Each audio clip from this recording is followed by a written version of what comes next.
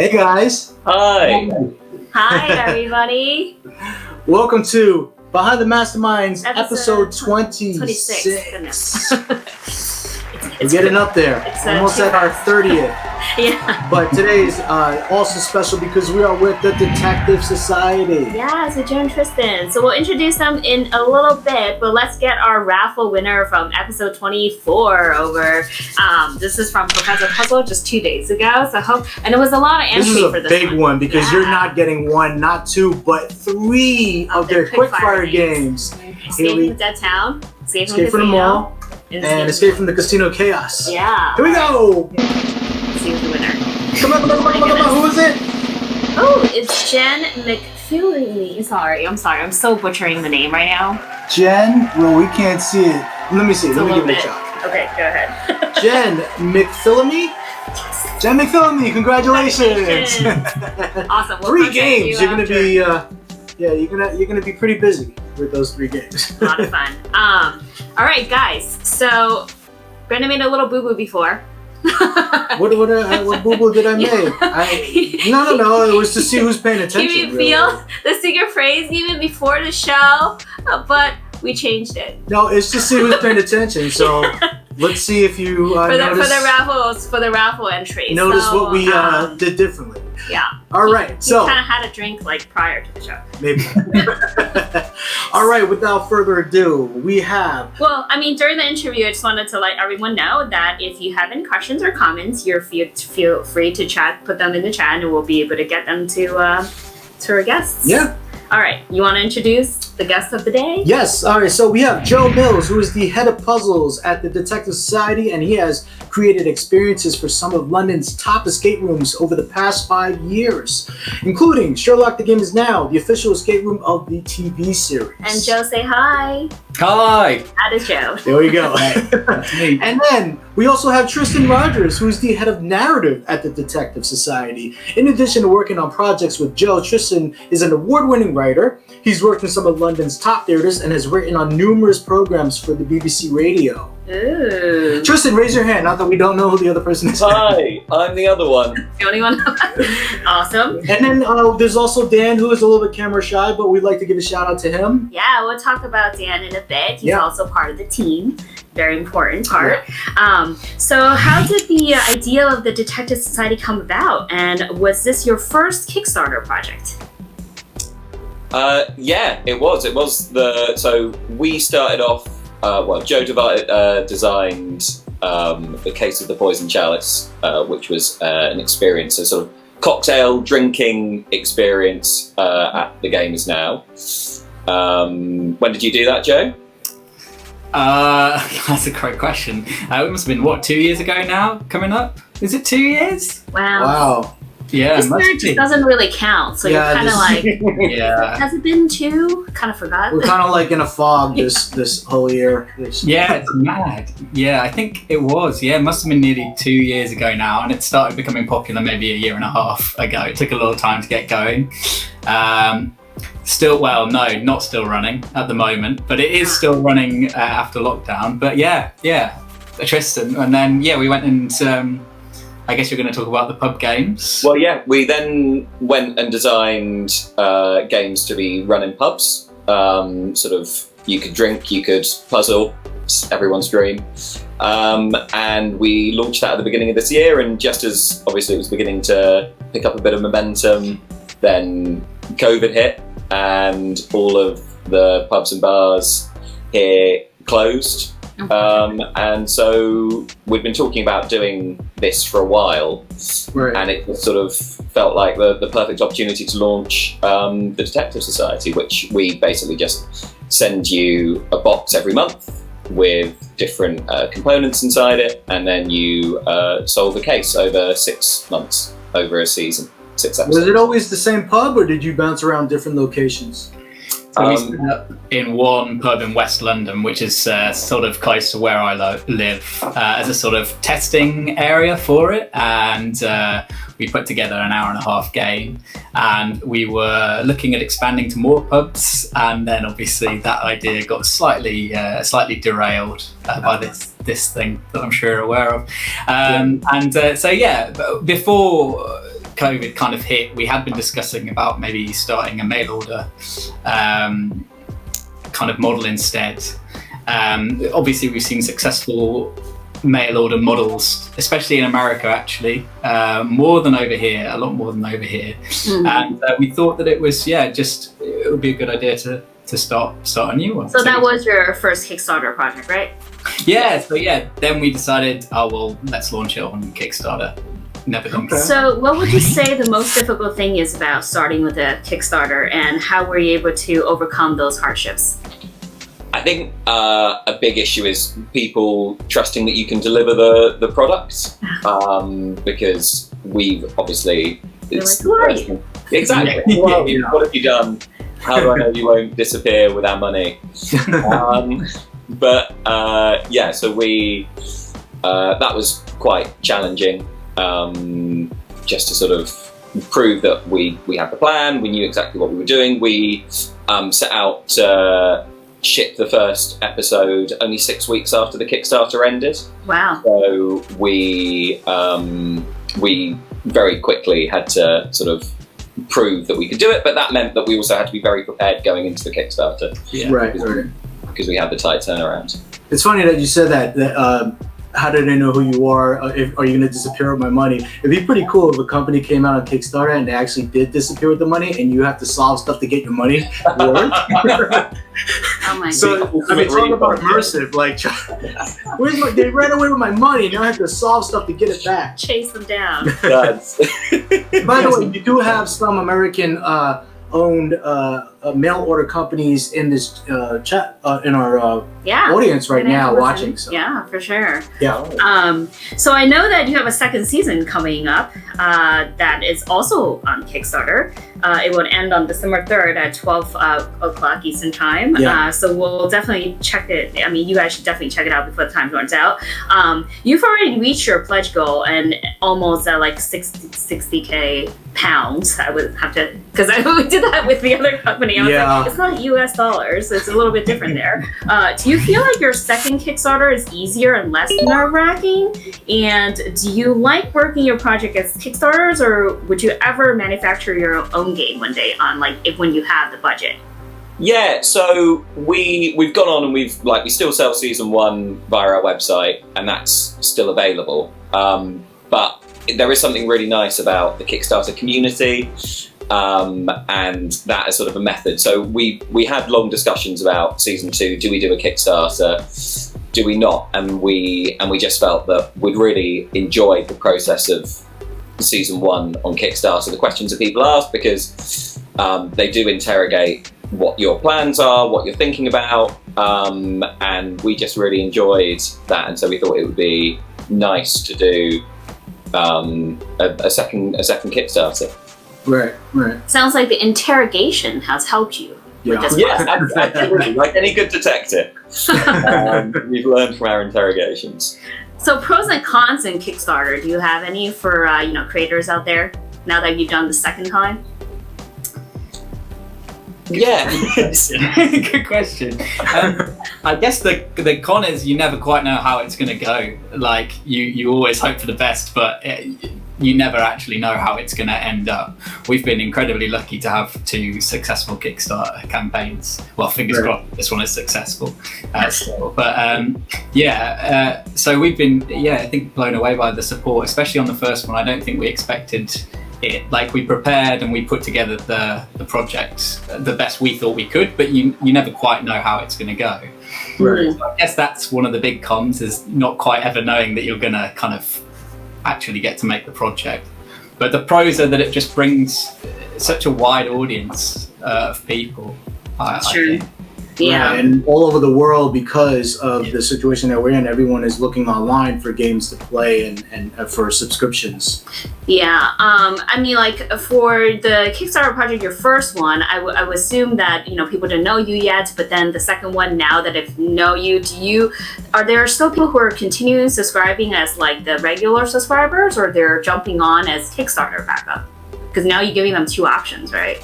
Yeah, absolutely. It's most of, as far as I know, most of our subscribers are sticking with us, but obviously Kickstarter does give another option. But the Kickstarter, I think, pulls in from a different audience, or it seems to for season 2. So. Okay. So you're getting new people on the Kickstarter side as well. Yeah, which is really nice, and also just nice to bring people into the fold and be interrogated all over again. Are you doing anything special for your supporters who's supported your first season? Yeah, like your dedicated Your loyal fans? Yeah, so our subscribers, we won't go into too much detail, but yeah, they're getting the ones that stick over onto season 2 are going to get a nice little something just to say thank you, because it's really important to us, and they're sort of the backbone of. Right. I mean, it's good for people to know, because if they had the choice and you kind of want them to, stick with you on the subscriber side, if they know they're getting a bit special, then they probably will, try to go that route. Right. Yeah, exactly. I think our subscribers were the first people that we contacted before we launched the Kickstarter to say, this is what's going to happen. Obviously, we wanted you guys to be the first to know, because you've supported us from the beginning, really. It's so nice. The community that we've garnered is amazing. They're all such lovely people, and incredibly supportive. Yeah, there's so many puzzle people out there. Sit around tables all day and solve them. We're not even just puzzle people who are already, puzzle people, just people who I guess are looking for different new type of things to do at home. Yeah. Exactly, and it's lovely to speak to people who haven't thought of themselves as puzzle people before, and then they send you an email saying, "Oh, we played your game. We've never played anything like it before, but now we're going to go out and we're going to seek out in addition to other episodes from you, we're going to look for other things." Yeah. So it's really nice to sort of bring people into the community, into the fold in that regard. Do Absolutely. you want to ask? Yeah, so we know that you have 6 episodes for the disappearance of Claire Makova, and we played the first one. And is that going to be the case for the second Kickstarter as well, in terms of like the total amount of episodes per season? And also, what will be the difference between the new one versus the old one? In short, 6 episodes again. So the plan going forward is to do 2 6-episode seasons a year, and they run on from each other. What will be different? It's an entirely new case, an entirely new narrative, and obviously entirely new puzzles, different things to solve, different things to work out, and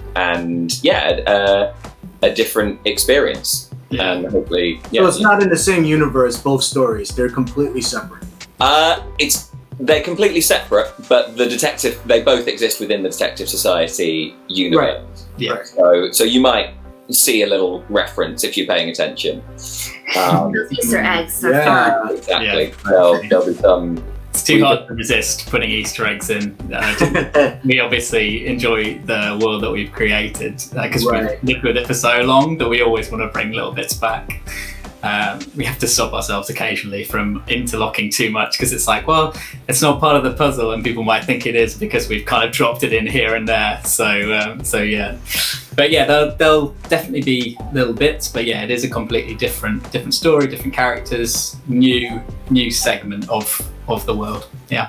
Are you sticking with the same format, where I know when we played it, we got a little sneak peek of a backstory through the email first, even prior to getting the game, and then we got the game, and I kind of feel like there were 2 parts to the game when we played it, first part and having a second part. Is that going to be the same case for your season 2, or are you going a different route in terms of the puzzle design? The reason why we did that for the first episode is almost sort of to bring the players into the fold. So like you say, it's kind of 2 different sections within the episode itself. The first section is almost not a training camp, but it feels that way just to sort of get players up to speed with the world and what we're asking them to do.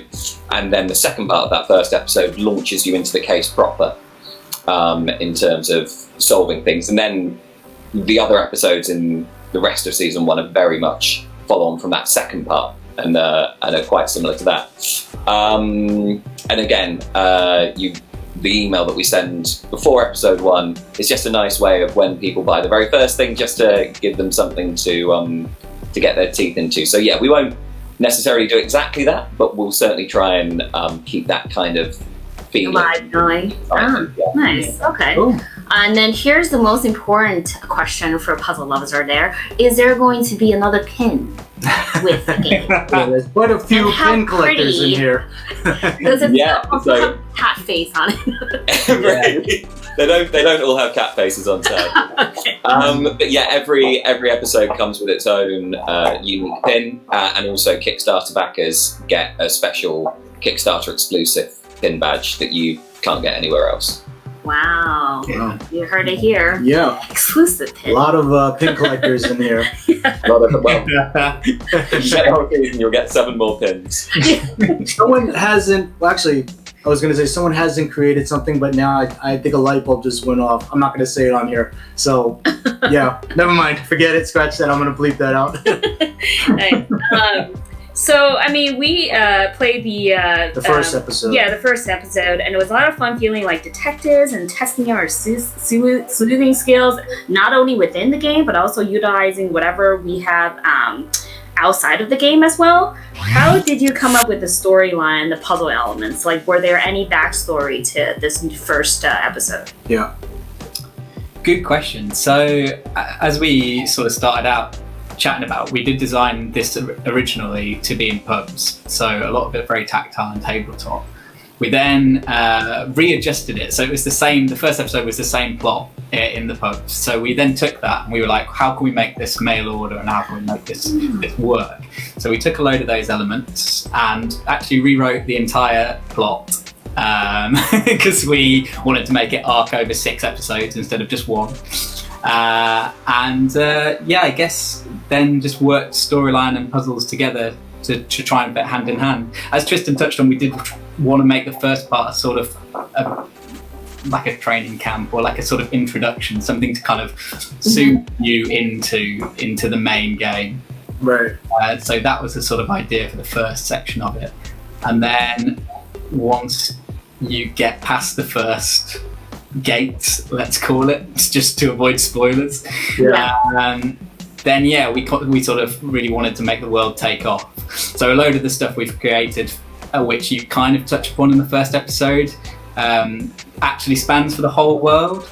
So I know you guys were chatting about one of the websites that you go on being incredibly detailed, and that's because what we wanted to do was create that for the whole 6-episode season rather than just for that one episode. So it's a sort of like you're getting to know the characters, you're exploring little bits of their lives, and that won't necessarily come back into play later on puzzle-wise in the season, but it will always be in your mind about, well, this character works here and has these colleagues and these friends and this is their life. And I think that was really key when we were creating it. We wanted to make it feel like more of a world than just a sort of thing you dip your toe into. We wanted it sort of, you dip your toe and then you realise that you're in a massive river.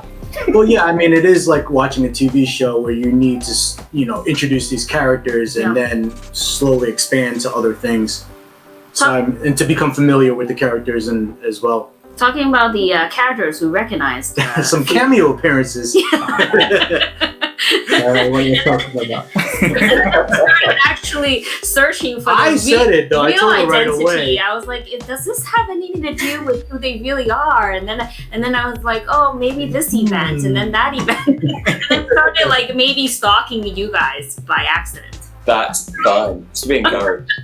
We have no idea what we're talking about. Don't worry about it. So I mean, speaking of episode 1, Yeah. this is the real phrase now that we're going to read. Yeah, I gotta pay attention. We drop Easter eggs too. Yeah. So Edgar, what is our The secret alpha phrase is I need to find Claire. And that will be that will enter you into our raffle to win their season 1 episode 1 of the disappearance of Claire Makova. And I'm sure you'll be hooked into finding out what happened to her after that. So you'll probably have to get the rest of the 5. Great intro for the world of the Detective Society is to play this game. So it's definitely like watching a TV series though. It's like I don't get to binge it, so I kind of like hate that. But you do have an option if you buy their whole episode, like series, right? Is that going to end by the end of the year or? No, that'll. So if you buy all 6 episodes at the moment, we just send you the ones that have been released. So we've just released episode 4 at the end of last month. Okay. So if you bought all 6 now, you'd get 4 to binge, and then you'd have to wait for the last 2 to arrive. Do you know approximately when all 6 would be done? Like, when Yeah, is if the 6th somebody one going to wants be done? to. Yeah, so the sixth one will be released in December, and episode 5 is coming out in a week and a half. Oh, okay. Shipping in a week and a half. So at the end of the year, you can purchase the whole first season, pretty much. If you Yeah, want. absolutely. You'll have them all in your hands. You can purchase them all now up front for a discounted rate. But yeah, to get them all in your hands will happen. You'll get episode 6 in December. Oh, no. Nice. Yeah. Great. It looks, see, people are just like typing in caps and exclamation marks because they think that if they type in exclamation marks and caps, they're gonna get a better winning percentage. You see it, Tamara. You pulled off an Angela. Either way, you're enrolled into the raffle no matter what. Don't worry about it. Now make sure to capitalize in Yeah, exclamation mark. It's block. okay. So question number 6 for you. Yeah. So now, I mean, you want to go for that? Now I know that you also have Dan, who's the 3rd person in this team. Hi, Dan Wiseman. What's his title, and is there only 3 people in this adventure right now? And does everyone have their clear-cut lines of what their responsibilities are, or like do you all do everything? Do you like take over everything and collaborate? So Dan's our managing director. He deals with all of the business side of everything because that's not mine and Joe's background at all. No. It's like the boring side, but very important. Exactly. That's what we say to him. We'd fall apart without him. Yeah. But every now and again he does sort of jump in and we'll chat through ideas about narrative and puzzles, and actually the big finale of episode 6, which we've finished more or less and is ready to be produced, is actually an idea of Dan's. So that's all very exciting. He's very proud of himself. Yeah, he's going to be so pleased. Yeah, The creative side. Yeah, exactly. all creatively. He's going to be accredited for that Yeah. Well, we'll see. title. Yeah. We're expecting his invoice any day. You might have to make new business cards. Yeah. But yeah, so that's Dan's title, and yeah, Joe, Dan, and I are the company. We get people in. Fortunately, we know lots of very talented people from our time working in escape rooms who come in and help us with the manufacturing side of it. Because a lot of the escape rooms in London are closed at the moment. So Yeah. yeah, everywhere. But yeah, it's so that's really nice, and they come in and help us, and we work with freelance graphic designers and videographers and actors, obviously, to bring, and programmers to bring everything together. But yeah, it's Joe, Dan, and I who are working full time, and we deal with we do quite a lot on the fulfillment side, but and then I know we say we're sort of head of narrative and head of puzzles. But Everybody has to stuff those boxes. Yeah. that is a combined effort. That definitely. Yeah, it's a lot of boxes. There's a lot of crossover between mine and Tristan's roles as well, obviously, because as you'll know from playing Box 1 there, it's not like puzzles and then narrative. It's like most of the puzzles and the narrative are quite interlinked, or as interlinked as we can make them, because obviously they need to fit into the world. So mostly we just work quite closely together on sort of like, this is where the puzzle will take the direction of the narrative, and this is whether the narrative will take the direction of the puzzles and stuff like that. Yeah. So yeah, as Kristen was saying, there isn't really sort of distinct lines between our roles. They're more meshed together to make the boxes.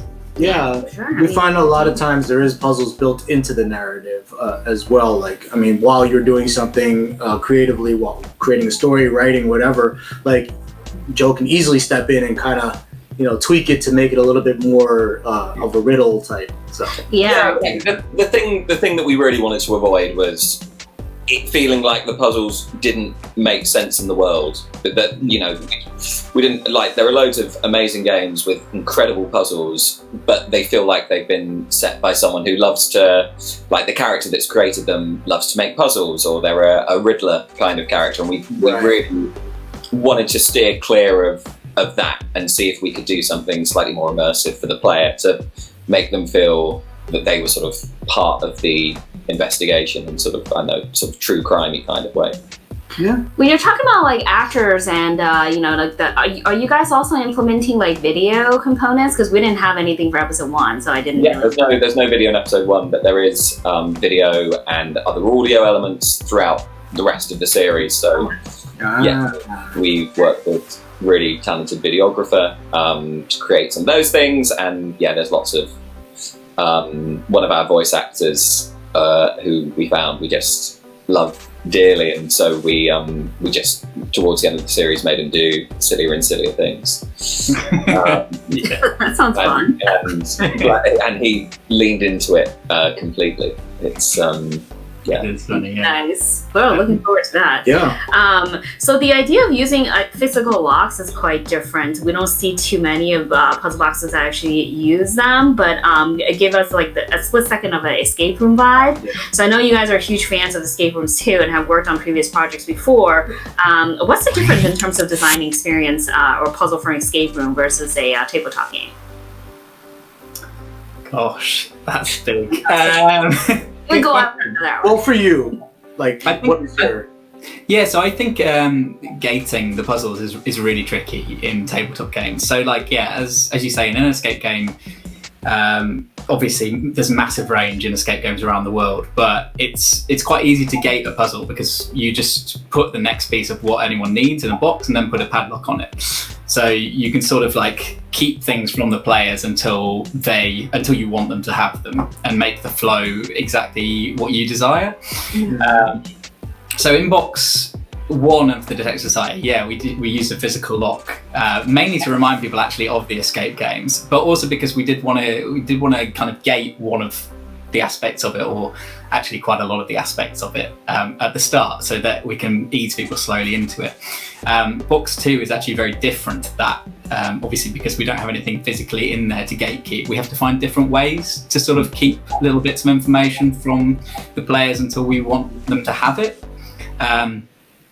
So I think that's a massive difference. I think when thinking back to the cocktail experience, designing the cocktail experience for Sherlock, we just literally didn't give people stuff until we wanted them to have it. So there was like 3 sets of boxes, and they stayed in the back until we wanted the people to have the next thing. Whereas in the Detective Society, you get it all at once. So if a player wants to explore something, then they're going to explore it, and there's no one there to be like, no, wait, no, you can't do that. Yeah, that's not time for that puzzle. So you need to find a way to either drip feed bits of information or keep a little bit of information behind a sort of password wall or something like that. I think that is the biggest challenge when we think of.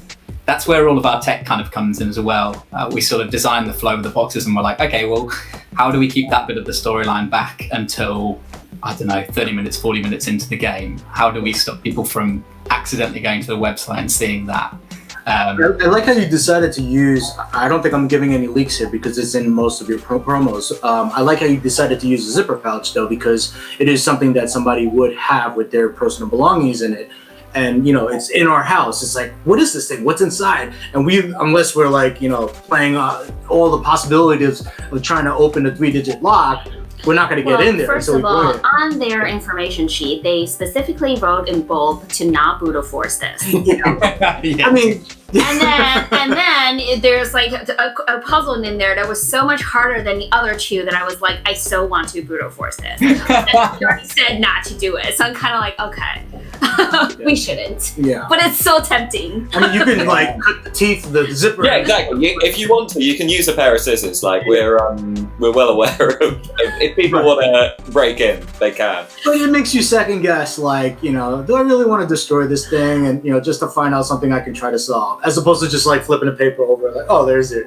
It's exactly. And ultimately, we have a very extensive clue system through our website. So if you're really desperate to find out the answer, then you can use our clue system to get that answer if you don't want to resort to the scissors. Yeah, Right. I mean, you guys, I feel like is a game that we felt we're covering pretty much clues from all angles. Like you have a Facebook group and you got a Reddit, so you're gonna be able to find it somewhere. Like someone's gonna help you get the answer. And So you also have a you don't group. need to cut the power. Yeah. No one need to do that, guys. I don't know if you noticed, they Huh? have a Detective Society group. Well, that's on what I'm saying. Facebook. That's Oh, the yeah. Facebook that they were chatting Yeah, about. it's yeah. But also, I don't know if you guys managed to check it out, but on our website we've got clues for each episode that we've written for the players, sort of ranging from sort of fairly vague hints down to just this is the answer if you're really struggling. And so we have quite a lot of fun with because they're all written in by a character, sort of a detective that we invented for the clue page, who's already worked everything out ahead of you. So it's if people need it and don't want to go on Facebook or Reddit, then there's that option as well. There's other options for sure. The Facebook and Reddit groups have been amazing as well. Like we didn't, because obviously we set up the clue system on our website because we've seen other communities for other games, but we didn't know whether it would kind of take off our community. So the fact that people are answering each other's queries, both on the Reddit and the Facebook, just still amazes us. Or I don't know about you, Tristan, but me personally, I still find it so amazing when people are helping each other out over. You get the players to engage, and it's kind of like a forum. Like they're all actually just providing help. But to who each doesn't other. want to sound smart? Like, if I know the answer, I'm going to help you. I just give you the answer. Like I want to be the yeah. I expect to see you on there. I'm looking forward to you answering the queries of others. I'm gonna be the customer service soon. Actually, we get a lot of questions of games that we played in the past. From players, yeah. Yeah. We get questions like, so we're gonna go meet our first date now, and we want to look really We want smart. to impress them. So in front of can I my have all the date. answers? Just To provide me with the answers.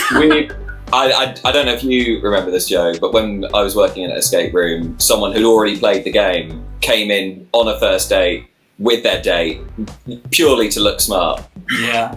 Feels like cheating. I can't imagine that worked out in the long term. But did he do a little song and dance while he was opening locks? Was he like, oh, let me slide over here? We know people who actually play the room first and then like know how to do it and then go back and play a second time. Yeah, and brag the whole I time. think the time. it's just tempting to sort of say, oh, hi, nice to see you again, and you're back to play it again. But I mean, resisted. You understand them though, right? I mean, second time. Yeah, the owners are enjoying it. Yeah.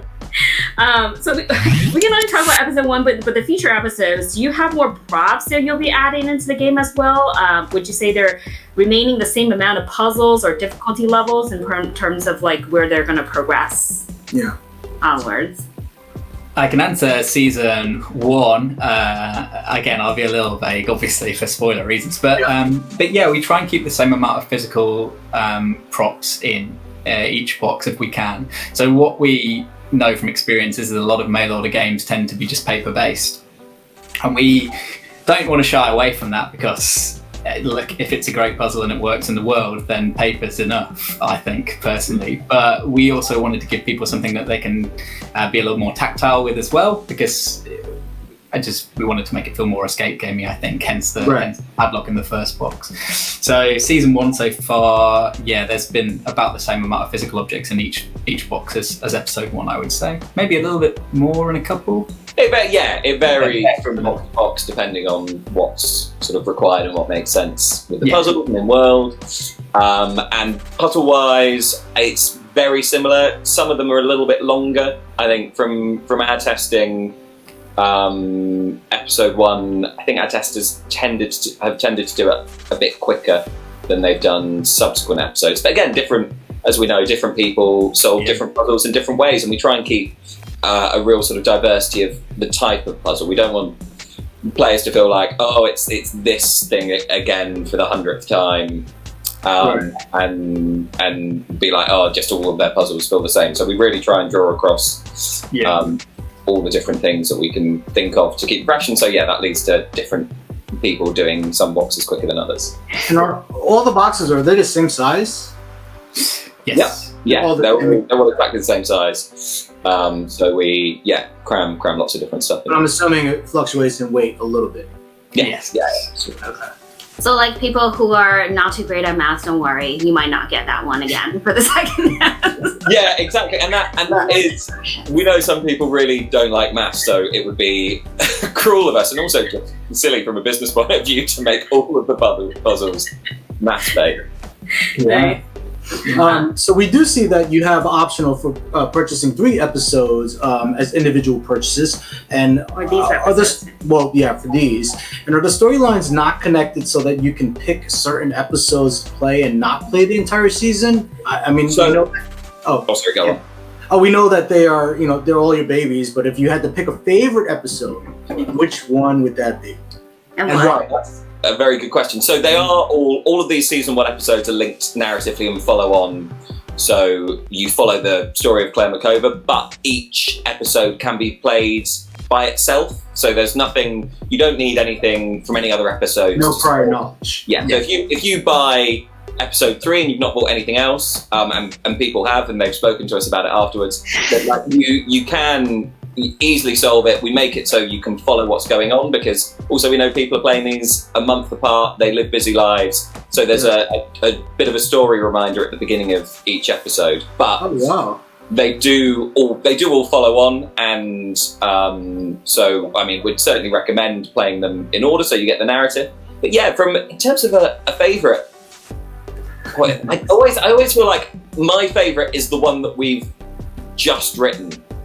But I think Because you remember them? Yeah, I was gonna say because that's the one you remember. Yeah. I remember when we'd finished creating episode 2, I said to Joe, "Oh, I'm really pleased with that, but I can't ever see us managing to do anything as good as that again. What's the point in going on?" But then we did episode 3, and I was like, "Oh, actually, I'm really happy with what we've That achieved." just means you're getting better and better. We hope so. Yeah, So, I do.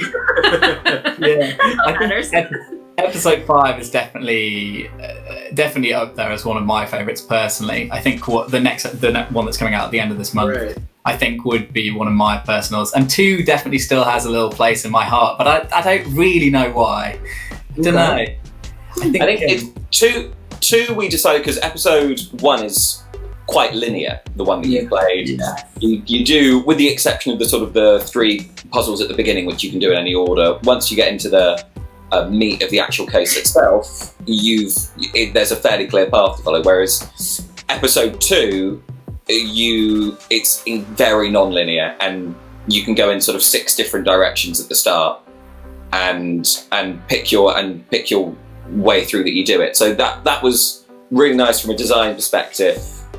Going right, let's do something completely different in that respect. Yeah. I think That's just pretty insane that you're able to create each episode where you can play it without having prior knowledge, because usually you kind of have to know what happened in the past in order to, like certain little details like how old she was or her birthday, and then now you calculate, something like that. Exactly, and that is we've played games like that before, subscription boxes, and we also, I mean, in part from a space point of view, just having to keep all of those 6 boxes, and we didn't want to create something like that. We sort of looked at the things being like, what do we like? What do we feel could be done differently?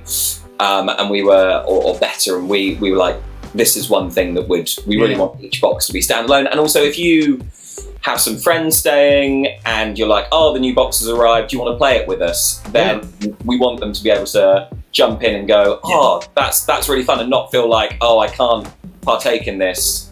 In the same way that you can, sometimes you can watch a TV program and get into it very quickly, even if it's not the first episode. I do that a lot of the time with my partner. Yeah. 2 episodes. There's too many to watch. We don't have time. Yeah, exactly. And you very quickly sort of catch up. Whereas there are other programs where if you've missed 5 minutes, You like Game of Thrones? yeah, Or like binge watching Lord of the Rings, like before the next one comes out. Nice. I mean, I also feel like, from that aspect wise, it's very cool that he's able to do that. And then your games are semi-replayable. I feel like if you're very careful with not being, marking the things that you need to, or use paper on the side to take notes instead or whatnot. So I do see people try to maybe trade games or re-gift it so that they can play it again with family or friends, whatnot. So is that gonna be the case for all the other episodes as well, or are there other ones where you actually destroy components and you can't? Not in season 1. We don't want to commit to making any promises for the future. Yeah, it's but yeah, that's very much, other than opening envelopes and things like that. It's all broadly, and also we try and create the world in enough detail that if someone did 12 months, 2 years later, sort of find it at the back of a cupboard and go, oh, what, I don't quite remember, that they could pick it up and sort of delve back into the world. Oh, okay. Right. And I know currently you're working on the final two season 2 episodes of season 1 Yeah. and now the Kickstarter of season 2. Are there anything else you're working on that you'd like to have the first reveal here to the audience? Season 3, or are there other Kickstarter projects? We're constantly thinking about... Remember, Dan's watching, so... Get him to work more. We're constantly thinking about what future seasons could be, and every now and again Joe and I will sit down and have a day discussing ideas for future seasons. So when we sat down, we did a couple of separate days to talk about season 2, and we already had some ideas that the two of us wanted to pitch, and then we chatted about things, and so now there are another 3 ideas for other seasons that we feel like we could make tomorrow if we needed to, if we wanted to delve into those worlds. But that's very much in the future, sort of, once it comes to thinking about other seasons. To be honest, at the moment, all of our time is taken up with season 2 and working on finalising box 6 of episode 1, which is, as Tristan teased a little bit before, there's a bit of a big finale in box 6, obviously, to round off the season, and we wanted to do something a little bit different, again, something kind of escape game-esque that might not have been seen in subscription boxes before. So we kind of are working hard on that at the moment and trying to make that the best that it can be. And then season 2.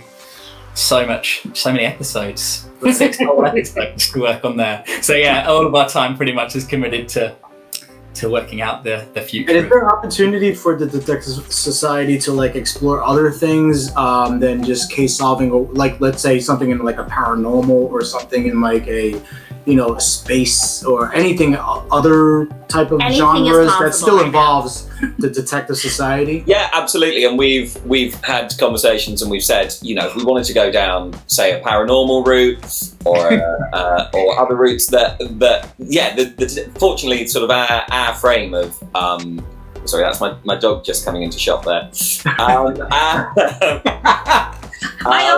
Another cameo. Just come. You really wanted to lick your chin. This was the moment. You didn't have cattails. That's what very much our world, or our frame of the Detective Society, lends itself to so many different possibilities that we'd be very excited in exploring at some point if we get the opportunity. I keep pitching aliens, but You do keep pitching aliens. Tristan keeps saying no, and I just don't know what I have to do to persuade you on aliens, but maybe, we'll see, who knows in the future. Season 10 maybe. Yeah, again, if anyone has any other further questions, please feel free to chime in, but we're about to get to our segment. I think Ready or it's not, time. we are getting drunk. Yeah, so get ready, because I we're saw about Tristan already drinking. Oh yeah, I'm fully prepped.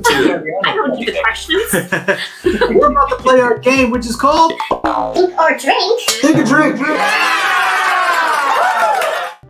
All right, so let me hide this real quick. I'll bring this back up later. Okay, so what do you gentlemen have to drink? Today. I've got. It's pretty late over there, so they're gonna have a nice sleep after this. Yeah, this is the night medicine. It's not too bad, not yet 9. So I've got a delightful beer. Bud Light, all right. Always good with Bud Light. Okay, What do you and have? Joe, what do you have? Well, I was going to have a cup of tea, because as you say, it's quite late, but I thought it wouldn't be in the spirit of the game not to drink a little bit. Looking So great. I'm having some white port, which is incredibly fancy. Oh, wow. Yeah. Do you have that in hand? Can we take a look at that just to see? Yeah, it's for a bit of product placement. Graham's white port. We served it at Sherlock in the cocktail experience, and That's a very nice bottle. Yeah, it's a pretty bottle. yeah, it's really good white port. So it's a bit more tame than full on port, and you can drink it with tonic water or soda water if you want as well. Not that I am doing. I'm just drinking it on its own because it's really nice. So yeah, just straight white port. What is the alcohol percentage on that? The alcohol percentage on it is 19%. Wow. That's a Okay, hard one. so we're gonna give you the hardest questions. He has a whole bottle there. I'll be So I'm sniffing. finishing off our pack from Smirnoff of the Spike Sparkling Seltzers with the last flavor that we Haven't tried. Well, haven't tried yet. Well, haven't tried of this pack, Yeah. which is the berry lemonade flavor. Again, these are healthy Nice. drinks, so so far they've all been pretty good. The alcohol content is 4.5, so Pretty much. pretty much a beverage. Nothing to compare to 19%. All right. All right, so the way we play Think or Drink is we're going to ask these guys questions about their games, and if they get it right, I drink. If they get it wrong, they will be drinking, and I feel bad for you, Joe. It's Terrified. Yeah. This is only for episode 1, though, so. So long ago, though. Yeah. So It'll be the worst. It's like a year ago for us, that. All right, so you have 10 seconds after Cece and I ask you the question to answer, Yeah. but we won't start the clock Your until timer? after we ask you. All right. So she's going to start with the first question, which is... First question. On the train map, what's the station between Swindon and Heathrow Airport? Tristan, it's got to be you. That's like a general geography question for the UK. I'm going to That's true. Oxford's what I'd I'm gonna guess. say Reading. Alright. Which one is it? Which one I'd is go it? with Tristan. You can both choose one, so if you have two answers... Alright, Oxford. And Tristan's was? Reading. All right, Joe. 19%. Give your a shot. Joe, you're taking that drink. By the way, our viewers, if you have the answers, you can also help them out. They never do because it's more fun to watch you guys do. So. Yeah. All right, so our second question for you is, on the same map, which station doesn't have a bathroom? So weird. Oh. It's one of the top ones. It's top. It's close to the top alphabetically. I made this. I'll say Birmingham. Yeah, I'd go with you on Birmingham. Oh, well, pretty confident. I mean, yeah. you could have gave two answers, but you guys are sticking together. So sorry. Bad choice. You're both drinking. It was Coventry. Coventry. Oh, I told you it was Well top. done for remembering it was in the north. I didn't have a clue. Oh yeah. Coventry have Guys, my drink is getting warm, by the way. That's. All right, so our third question is... what suit is the king in the 4 cards? That's an easy one. Now that varies per box. The way that So we've got a 1 in 4 So, chance of guessing yours. I'll go hearts. Diamonds. All right, Joe. Joe got one. Yes! Well done, Tristan, you are drinking! Oh, I like You know that. what? It's different. Oh, interesting. Yeah, so It doesn't really matter. Okay, yeah. I'm sorry, next. I should have took 2 drinks because before Joe, Tristan had one right and then Joe, so I'll take 2. Cheers. Oh, that's very decent of you. Yeah, we try to use as many. Thirsty. And then the truth is I was starting to get a little dehydrated. 45 in. Yeah, hold on one more time. Oh, it's Let's different get in this- every box. That's Yeah, we try to use as many cards as possible. Obviously. I see. to That makes avoid sense. wastage. Yeah. Yeah, you don't want to You're let like, those how go to many waste. decks do I need for? Okay. All right, our fourth question for you is, what was John Francis's favorite food? First of all, do you know who John Francis is? Yeah, I'm Okay. gonna say a frozen banana with extra nuts. Oh, Is that? Wait, you can answer the same, Joe, or pretty close. Pretty How do I not know this quote? I know this quote off by heart. Is it no chocolate and extra nuts, or is it no nuts and extra chocolate? First of all, there's no. you can pick one. There's no nuts. There's no nuts. There's just like no nuts. Then it's the no nuts and extra chocolate. What is it? Sure. Well, Tristan and I are drinking, so Well done. Frozen banana dipped in chocolate. That's all. dipped in chocolate. It's Whose a favorite reference food to is it? Actually, is it No, one it of you guys, or is it No, Dan's it's- favorite food? So, I don't know if you guys have seen the popular TV show Arrested Development, I watched a couple of Yeah. episodes. Yeah. but there are quite a lot of Arrested Development Easter eggs in nearly all of our episodes because it's our favourite show. So if we are reaching for a reference and we want something that we can't really think of, then we usually pop in an Arrested Development reference. So it's Joe's favourite food from, I think, the pilot. I think he says it in the pilot. Yeah, I vaguely remember You remember that. that? Yeah. Okay. Yeah. All right. No, not an extra chocolate. What is Now we have another hint system. Just watch Arrested Development. it works. All right, so our Fifth you're question. actually reading the fifth All right. question is What date and year did they travel on that train? That's you, Tristan. I That is don't know. Toughy. I am going to say July 7th, 2018. do you have the same answer, Joe, or do you want to just I don't think he's right, but I don't know the answer. You're right about him not being right. I think it's like 2000. I think it's like earlier. I think it's 2013, 2012, maybe. Oh, you were closer with 2013. You guys just don't like the middle. It's 2015. 2015. Yeah. And You're it's both drinking. January 7th. It's January 7th. January 7th. I got 7. Oh, I'll take that. You did get the one number. You didn't know that. It's a new record. Yeah, we would work something out if it was like a 50-50, but that was like a 20%, like out of it. Oh, I definitely don't deserve to not be drinking. Bonus question? All right, so we do have a bonus question for you, and You want them to say it backwards? should we tweak it and say it backwards? Sure, go or, actually, you know answer this what? backwards. Yeah, answer Okay. it backwards. Okay, cool. Whatever it is. Here we go. So, what year? What year did you What year did Dolores change its name to Dolores Global? Oh God! Oh, that's something You wrote this. It's all on you. I don't know. I want it backwards, so I'm going to say 1002. Right now? 2001. You had all the digits, but they were mixed up. Yeah. It's actually 0102 Ah! 2010. I know. I was It's- Totally shaking his head in disappointment. Oh, I'm still drinking. Yeah, I think he had too many prior to this.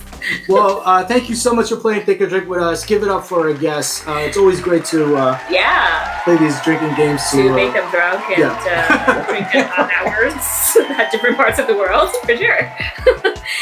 Thank you for joining us today, and remember to check out their Kickstarter, which yeah, let me bring that up. will Yeah, end on for you. December 3rd at 12 p.m. Eastern Time. And stay tuned for our next episode, which will air on November 18th, Wednesday at 4 p.m. with Dark Park. For anyone who hasn't played their game yet, you know they're quite exciting, and get ready to be more excited because they're giving away all 3 of their games. Yeah, Spare Witchery 219, Spell. Witchery Spell, and their newest game, which we don't even have yet, Dear Santa. Okay, you gotta put in your calendar now. So wait, we should probably enter for that one. No, we can't. We're hosting the show.